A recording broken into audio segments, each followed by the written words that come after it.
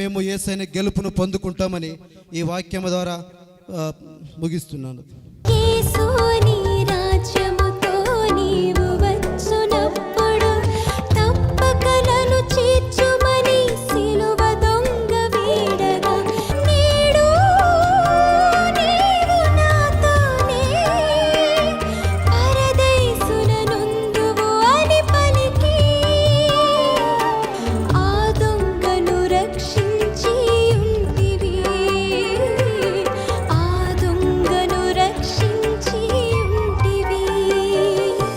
శిక్ష మనకు సరి అయినదే అని ఒప్పుకుంటున్నాడు. ఆ రెండో విధంగా ఏం చేస్తున్నాడంటే, ఈ యొక్క శిక్ష మనకు సరి అయినదే, మనం ఎన్నో నేరాలు చేశాము, ఎన్నో విధాలుగా మనము ప్రజలను మరి ఇబ్బందులకు గురి చేసాము, హత్యలు చేసాము, ఈ శిక్ష మనకు సరి అయినదే అని తనలో మార్పు మొదలైంది. తను చేసినటువంటి పాపాలు ఒప్పుకుంటున్నాడు. అలాగే చదువుకుందామండి. కానీ ఈయన ఏ తప్పిదమును చేయలేదని చెప్పి ఆయనను చూచి, యేసు, నీవు నీ రాజ్యంలోనికి వచ్చినప్పుడు నన్ను జ్ఞాపకము చేసుకొనమనెను. ఈ యొక్క దొంగలలో రెండవ దొంగ మరి ప్రభువుకు విజ్ఞాపనగా మరి తన్ను తాను తగ్గించుకొని తన పాపాలు క్షమించమని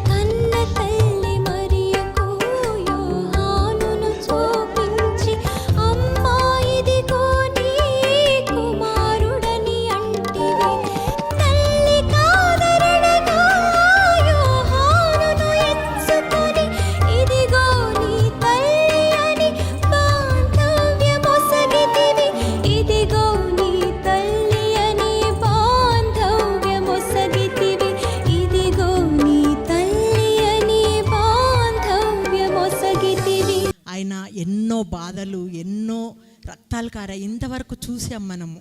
ఎంత భయంకరమైన పరిస్థితిలో ఉన్నాడు. అసలు ఆ రక్తం కారుతుంటే, ఆ కొరడా దెబ్బలు కొడుతుంటే అవన్నీ చూసి తట్టుకోలేని పరిస్థితిలో మనం ఉంటున్నాము. ఎంత భయంకరమైన పరిస్థితి. అలాంటి పరిస్థితిలో కూడా దేవుడు తన తల్లి బాధ్యతను మర్చిపోలేదు. ఎంత భయంకరమైన పరిస్థితి అంటే మనం ఇందాక చూసాము, అసలు తట్టుకోలేము. ఆ కొరడ దెబ్బలు చిన్న ముళ్ళు కుచ్చుకుంటేనే మనం తట్టుకోలేము. అలాంటిది దేవుడు ఎంత బాధను అనుభవిస్తున్నాడు, ఎంత నరకం అనుభవిస్తున్నాడు. అంత భయంకరమైన పరిస్థితిలో కూడా తన తల్లి బాధ్యతను మర్చిపోలేదు. ఇక్కడ ఒక 2 విషయాలు మనం జ్ఞాపకం చేసుకోవచ్చు. ఒకటి ప్రేమ, రెండవది బాధ్యత. అంటే ప్రేమించిన వాళ్ళు బాధ్యతతో ఉంటారు. ఎవరినైతే ఎక్కువగా ప్రేమిస్తారో వాళ్ళ బాధ్యతను వాళ్ళు తీసుకుంటారనమాట. దేవుడు తల్లిని ప్రేమించాడు కాబట్టి తన తల్లి బాధ్యతను తను తీసుకోవాలనుకున్నాడు. అలాంటి పరిస్థితిలో కూడా తల్లిని జ్ఞాపకం చేసుకున్నాడు, తల్లి బాధ్యతను స్వీకరించాడు.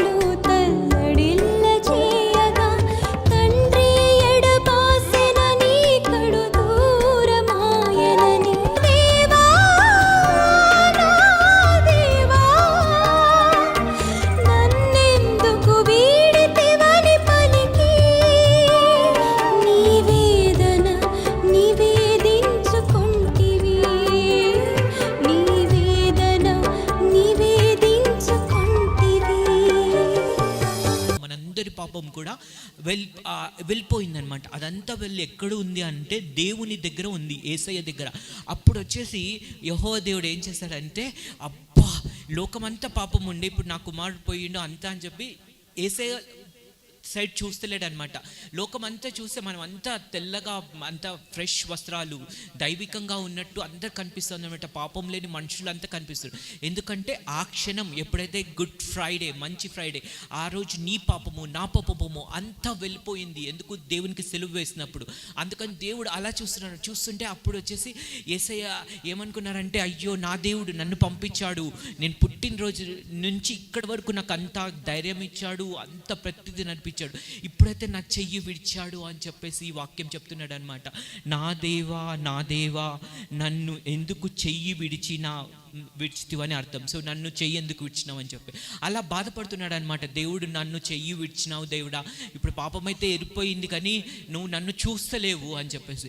వెళ్ళలేనిది తన త్యాగం, కనలేనిది తన మరణం, వెళ్ళలేనిది తన త్యాగం, కనలేనిది ఆ మరణం, విలువైన నీ కోసమే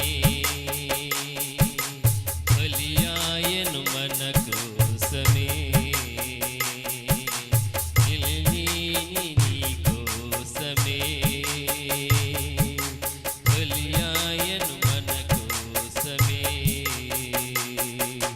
సకల సంపద నీలో గుప్తమై ఉన్నవి, జీవజలాహారముతో జీవుల పోషించితివి. కప్పిక కొనుచున్నానని తప్పగిదిని పలికితివా, చేదు చిరకనే నీకు త్రావమని ఇచ్చిరా, చేదు చిరకనే నీకు త్రావమని ఇచ్చిరా, చేదు చిరకనే నీకు త్రావమని ఇచ్చిరా. నేను దప్పికొనుచున్నాను. దేవుడికి నిజంగానే దప్పేస్తుందంటారా? మనం చరిత్రలోకి వెళ్తే ఆయన ఎన్నో చేశాడు. నోటి మాటతో భూమి ఆకాశాలను సృష్టించాడు, సముద్రాలు సృష్టించాడు, అన్నీ చేశాడు. ఇంత మన గొప్ప దేవుడికి దాహం ఉందంటారా? చూద్దాం లేఖనాలు ఏం చెప్తాయనేది లేఖనాల గుండా పరిశీలన చేద్దాం. ఇక్కడ అంతకంటే ముందు జ్ఞాపకం చేస్తానండి.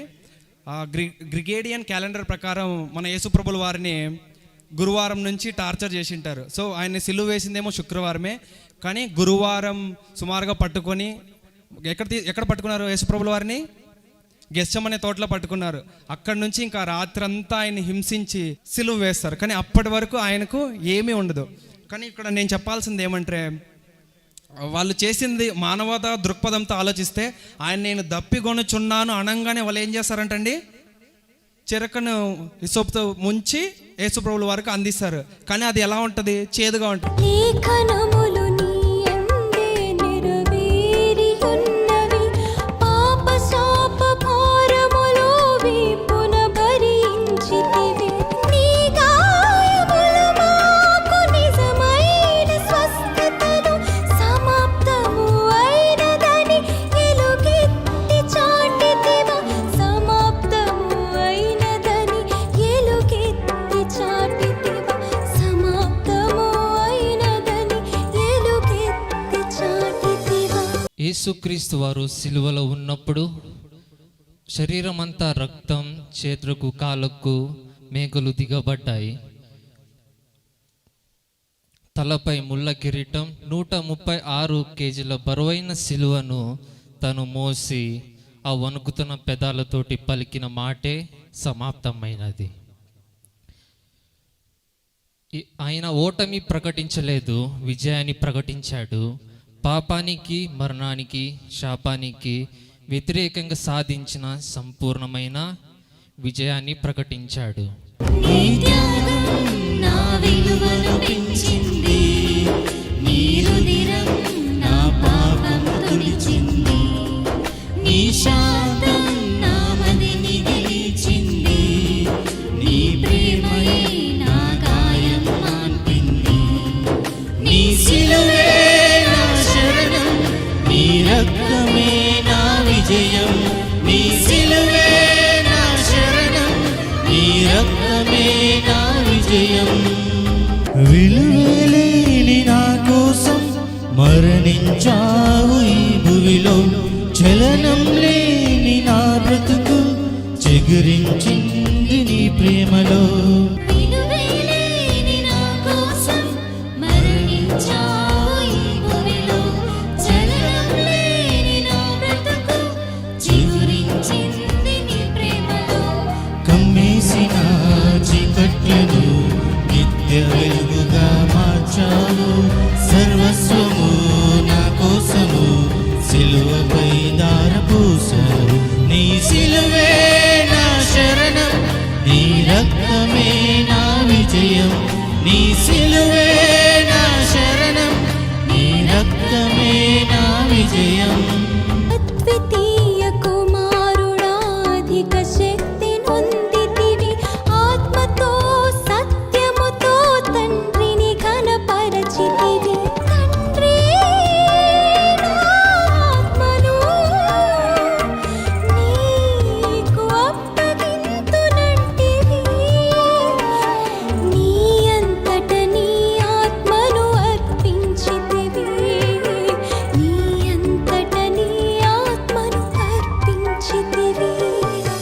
తండ్రి వీరేమి చేయుచున్నారో వీరు ఎరుగరు గనుక వీరిని క్షమించుము అన్నాడు.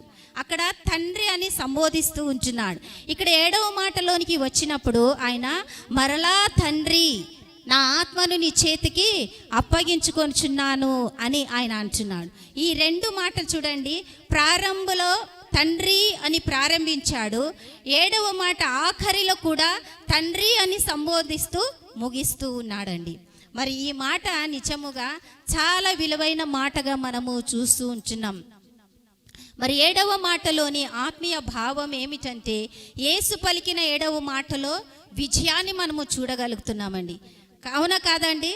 ఆయన సమస్తము కూడా అక్కడికి సమాప్తము చేసి విజయము పొందినట్లుగా మనము చూస్తూ ఉంటున్నాం. నిజముగా చూసినట్లయితే యేసుక్రీస్తు యొక్క జన్మదినము ఎంత అద్భుతమైనదో, ఎంత శ్రేష్టమైనదో, ఆయన మరణ దినము కూడా అంతే అద్భుతమైనదిగా మనము గ్రహించాలండి. యేసు ప్రభు గారి ప్రాణము ఎవరు కూడా తీయడానికి వీలు లేదు. ఆయన జీవమును ఎవరు కూడా తీసుకోలేరు. ఆయన ప్రాణాన్ని ఎవరు కూడా తీసుకోలేరు. ఇక్కడ చూసినట్లయితే అండి, యేసుక్రీస్తు ఒక ప్రాణము ఆయనకి పెట్టడానికి అధికారం ఉంది, ఆ ప్రాణాన్ని తిరిగి పొందుకోవడానికి కూడా ఆయనకి అధికారం ఉంది. ఆ ప్రాణాన్ని ఎవరు తీసడానికి హక్కు లేదు, అధికారం కూడా లేదు. ఈ యొక్క అధికారము ఎలా వచ్చింది అంటే కేవలము తండ్రి ద్వారా ఆజ్ఞ పొందుకున్నాడు కాబట్టి తనకి ఆ అధికారం వచ్చినట్లుగా మనము చూస్తుంటున్నాం. అంతేకాకుండా యేసుప్రభుని తండ్రి ప్రేమిస్తున్నాడు గనుక ఈ ఆజ్ఞను కుమారునికి ఇచ్చినట్లుగా మనము పరిశుద్ధ గ్రంథములో చూస్తుంటున్నాం. ఊరికే రాలేదండి ఇదంతా కూడా. యేసుక్రీస్తు కూడా తన తండ్రిని ప్రేమించేటట్లుగా ఆయనకు లోబడ్డాడు కాబట్టి ఇది కూడా మరి తండ్రి వలన ఆజ్ఞ పొందినట్లుగా మనము చూస్తూ ఉంటున్నాం.